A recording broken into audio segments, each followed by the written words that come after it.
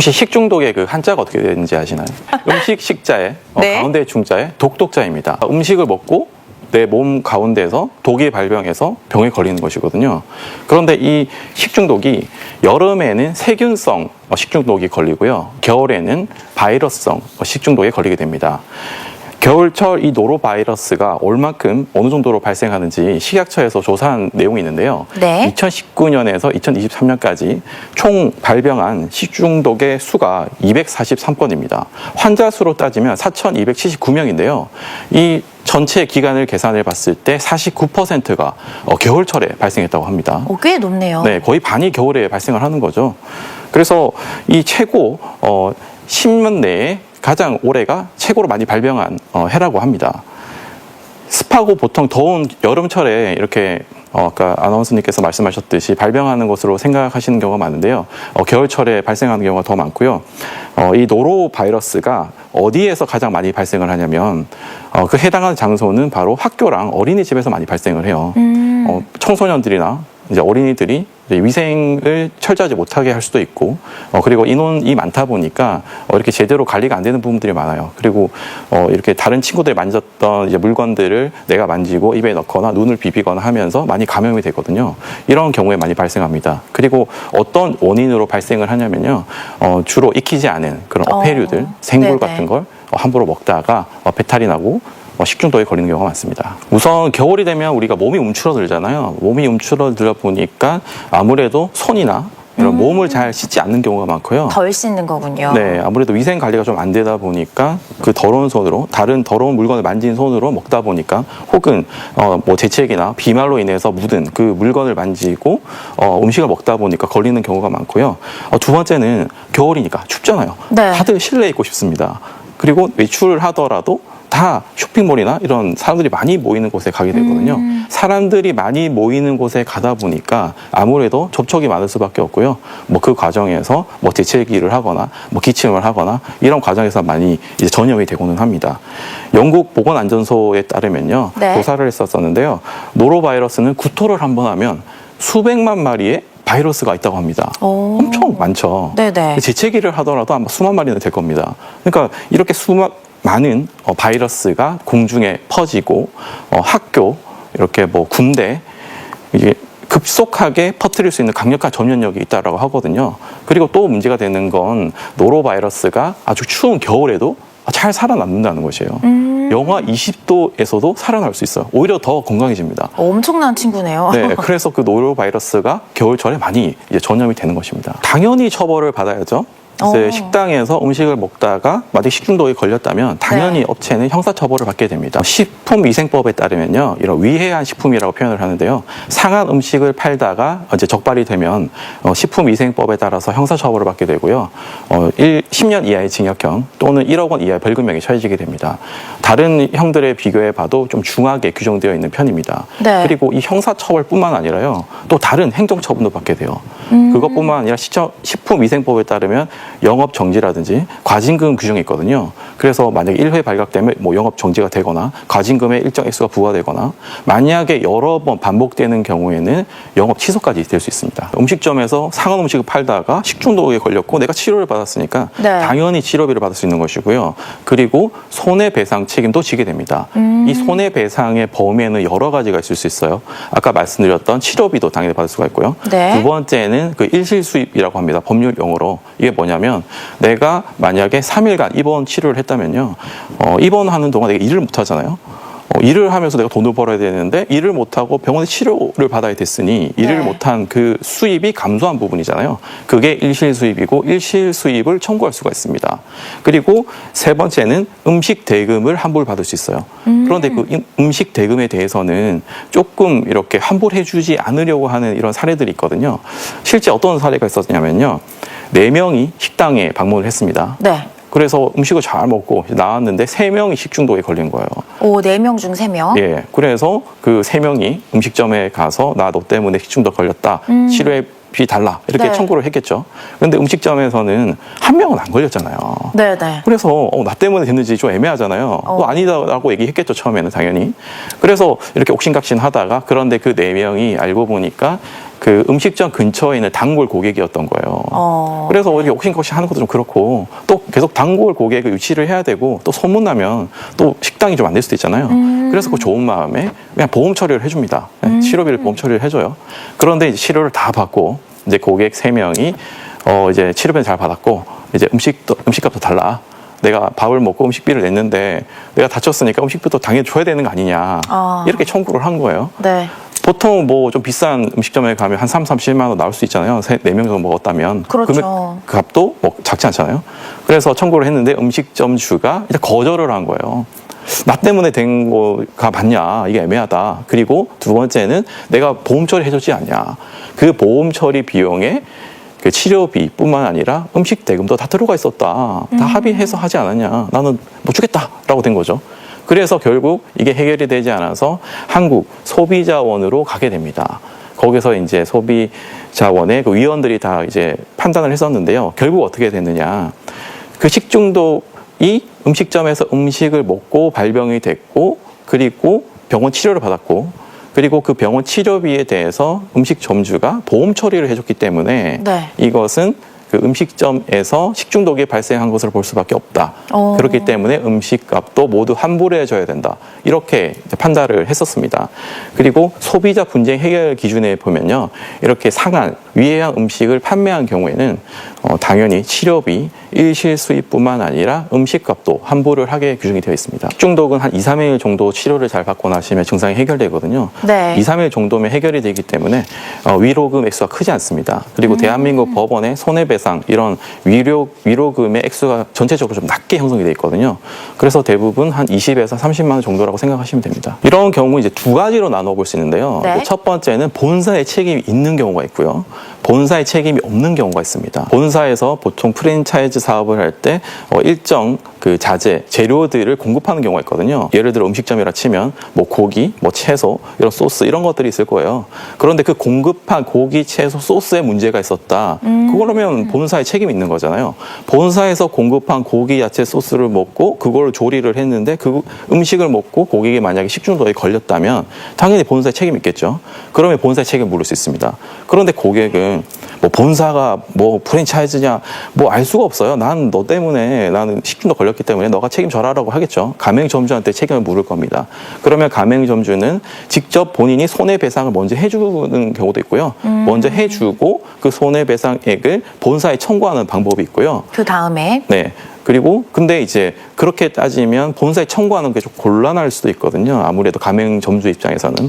그래서 이제 제도적으로 이제 본사에 청구할 수 있도록 그런 절차를 만들어서 하는 것이 더 바람직할 것으로 보이고요. 그리고 이제 가맹점주가 고객에게 안내를 하는 거죠. 이런 사안은 우리가 잘못한 게 아니라 이런 본사에서 공급된 재료로 인해서 발생한 것이기 때문에 본사에 청구하시면 됩니다. 그리고 본사의 이런 뭐 사이트라든지 절차에 의하면 이런 방식으로 청구하면 배상 받을 수 있습니다. 이렇게 안내를 하면 고객이 본사에 청구를 할 수 있습니다.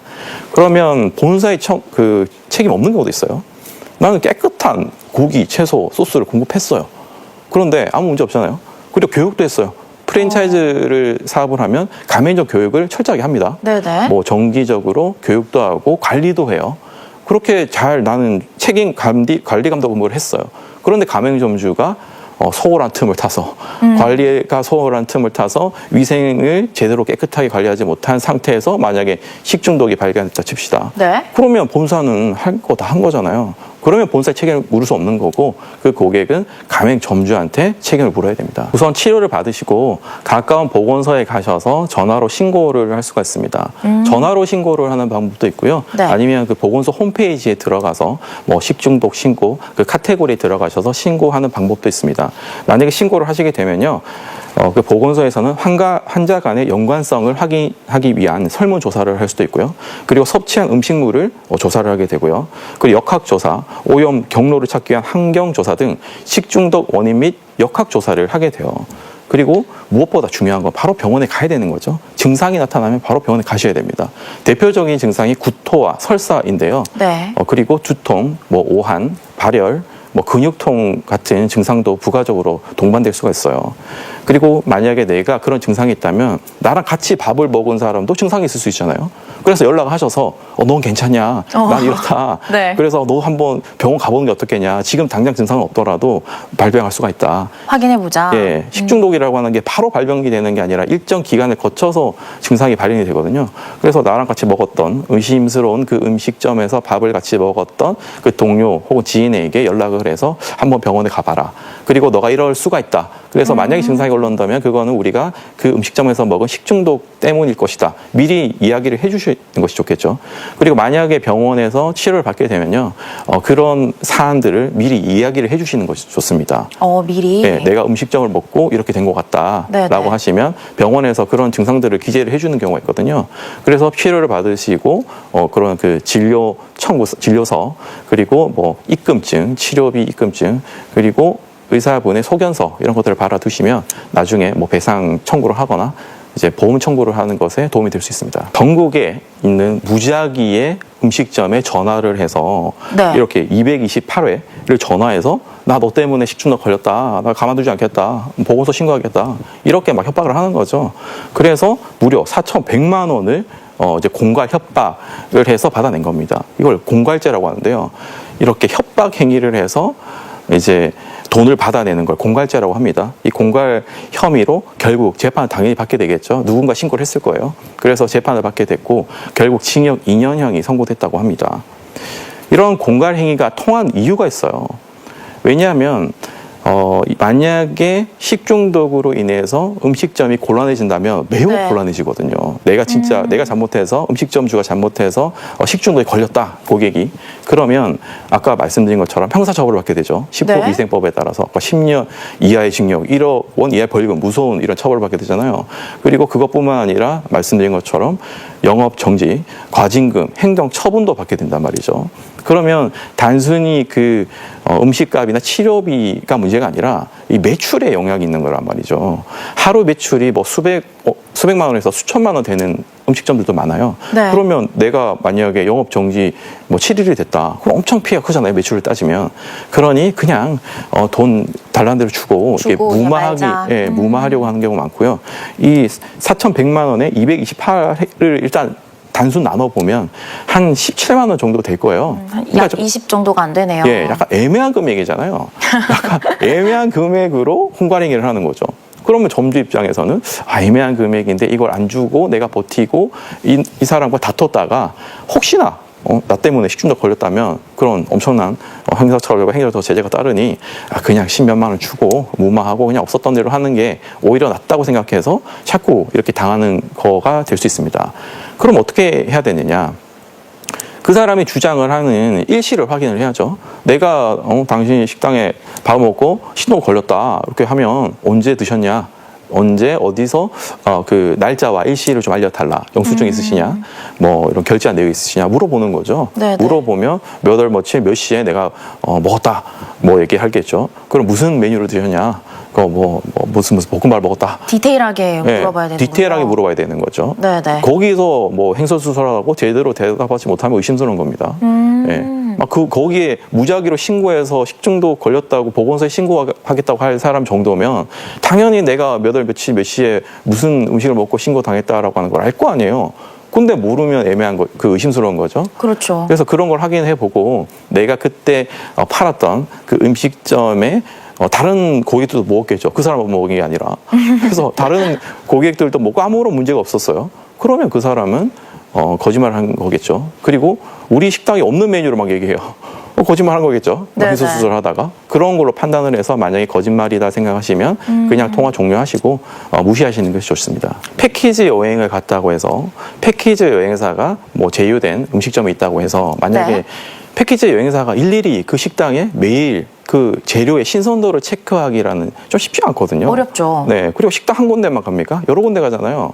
만약 7박 8일 간다 치면 하루에 식당 2개나 갈 거 아니에요. 중식, 석식에서. 아무리 못해도. 네. 그러면 7일이면 14곳이에요. 14곳에 청결 상태를 어떻게 가려겠어요? 어렵죠. 이렇게 애매한 부분이 있다는 거죠. 그런데 그렇다고 하더라도 일부 책임이 있을 수 있습니다. 그런데 그 전에 중요한 것은 만약에 패키지 여행이 30명이라 칩시다. 30명에서 몇 명이 걸렸냐. 그런 것도 중요해요. 한 명이 인원수가? 걸렸다. 네네. 나 혼자 걸렸다. 다른 사람도 괜찮다. 그러면 그 음식점 책임이 아닐 수도 있는 거고 그 음식점 책임이 아닐 가능성이 높습니다. 다 같이 먹었는데 나 혼자 걸렸다?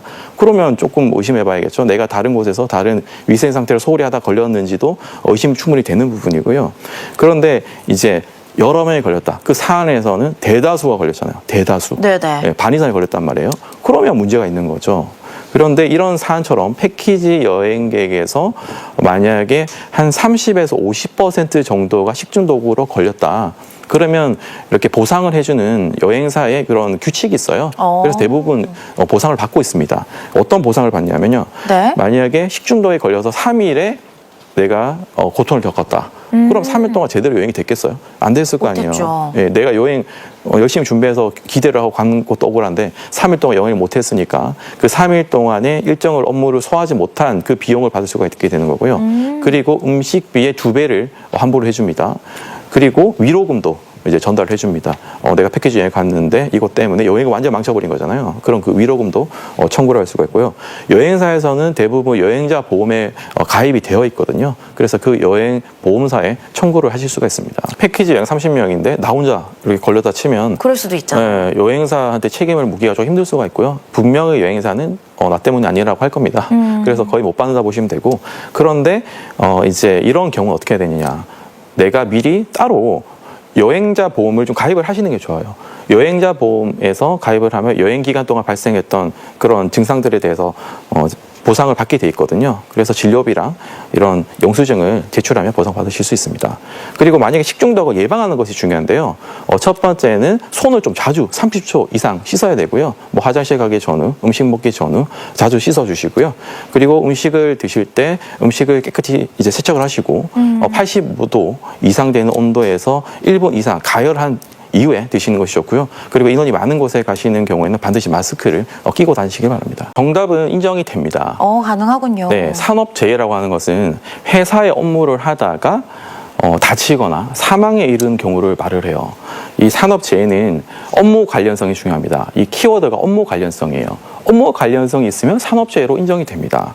이 출장이라고 하는 것도요. 회사의 업무 중에 일종이잖아요. 업무의 일종이죠. 그리고 출장 가더라도 밥은 먹어야 될 거 아니에요. 점심을 먹든 저녁을 먹든. 그러면 그 밥을 먹는 것도 그 업무 관련성이 있다라고 볼 수 있습니다. 그래서 실제 2016년경에 출장을 갔다가 굴밥을 먹고 이제 식중독에 걸려서 사실 사망까지 하게 된 사례가 있었어요. 사망까지요? 네, 사망까지 했어요. 사망까지 했는데 그래서 이제 산업재해를 신청을 했겠죠. 그런데 회사에서 좀 거부를 했나 봐요. 왜 하필 굴밥을 먹었냐?